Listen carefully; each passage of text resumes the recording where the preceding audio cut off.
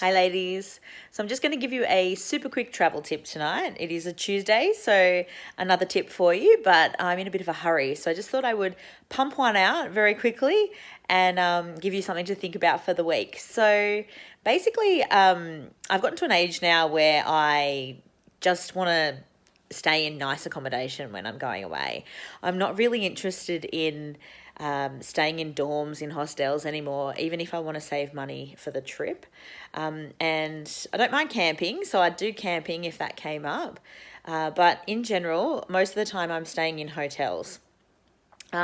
So depending on where I'm going, if I'm traveling, I've got a budget at least $100 to maybe $120, $130 a night.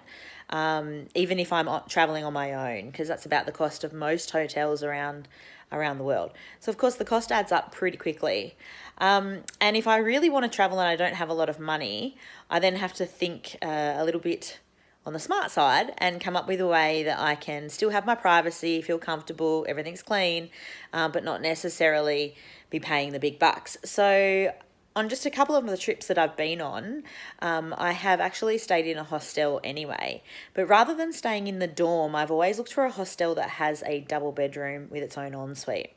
The cost for that is generally around about 60 Australian dollars to 80 Australian dollars a night. So almost half the price of what I would pay in a hotel room by myself.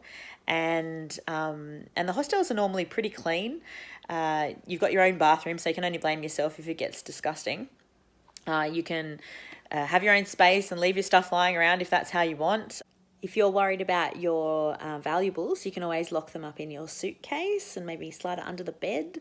So I'm always trying to think of the ways that you can get around not having, I guess, secure locations as well. And that way I don't have to think about people coming in or stealing anything, all of that sort of stuff. So that's my tip for this week is if you're traveling by yourself and you're trying to save some money, consider a hostel double room with an ensuite. Most of the hostels have them, and if you can't get an ensuite one, you can share a bathroom. I'm pretty picky about that. I'd prefer to have my own bathroom, and I would actually probably not choose that hostel if they didn't offer it. But yeah, a substantial saving on a double room. So something like $60 to $80 as opposed to $120 a night. And the good thing about a hostel as well is if you are a solo traveler, you quite often have the opportunity to meet other people, and the hostels are generally running tours and things like that too at a discounted price from the normal tours that you'd be able to find at your hotel. So they can be fun. I've done a few pub crawls in the evening with the people that I've stayed with in hostels. There's normally some good tours that you can do with your hostel, so it's well worth having a look into what they offer. And most of them, give breakfast as well, continental breakfast. So in general, there's a lot that can be gained from staying in a hostel. So I'd highly recommend that you look into it if you're trying to get a bit of a cheaper tour or a cheaper accommodation for your holiday, and just consider where you might be able to save a few dollars. I've stayed in great hostels in Miami, on Miami Beach, because that's normally a very expensive hotel area, in Turkey as well, and I was really glad I did that because I met a lot of nice people there.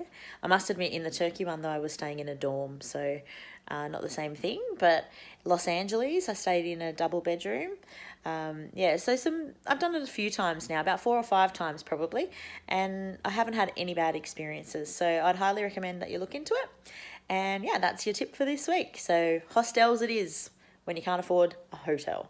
So don't forget that if you didn't see our Sunday postcard this week, it was a princess edition for my birthday written by Martina Kelly. And if you've been reading my blog, then you'd know that she's written top tips for Japan recently as well. So head on to the blog and have a look at both the Sunday postcard and the top tips for Japan. Don't forget to send in your Sunday postcards. We would love to hear from you about your favourite places to visit. We're really looking forward to learning about new places we haven't been to yet. If you've enjoyed this video, please give it a like and subscribe so that you don't miss out on any of our content, and I hope to be seeing you soon. Take care and happy travels.